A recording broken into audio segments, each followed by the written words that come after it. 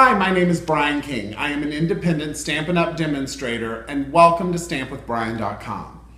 I love that so many of our stamps at Stampin' Up! Tie with a framelit that cuts a nice little border right around it. I love a thin border around my images. But sometimes you want a border that's a different color. So I have a couple of tips and tricks, and I want to show you 3 ways that you can create a unique border around your stamped image and coordinating framelit. So come on in and let's talk about framelits. This is the Rose Wonder stamp set and the Rose Garden Thinlits that are available in the Occasions catalog as a bundle.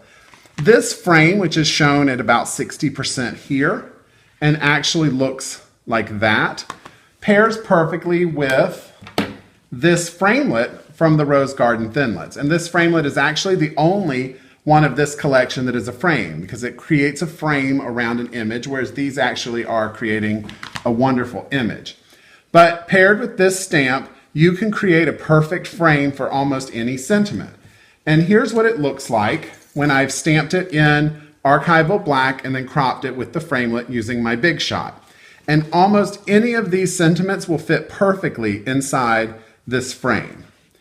So I can very easily stamp my sentiment and then mount this on a card, and it will look absolutely wonderful. With thick Whisper White, you've got it made. A second way that I can create a little thin border is to snip the image tightly around the black line, crop another piece, this is with Blushing Bride, and then mount it on top. Easy as pie.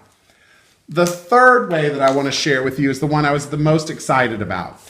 I simply cropped it just like these others you've seen, and with my Blushing Bride marker using the thick side, this is the thin, which is the fine point, and this is the thick, which is the brush, I simply came around the edge here and painted the border around between the black line and the outside of the Whisper White piece of cardstock. And because the black border is so dark and this is so light, you're not going to have to worry at all about bleeding in or covering up that line. You're still going to have a crisp line when you're done.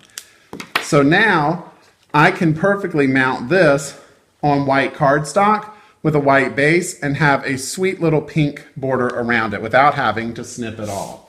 And that's what I did on this card here, just to create that line between this white background and this white framelit.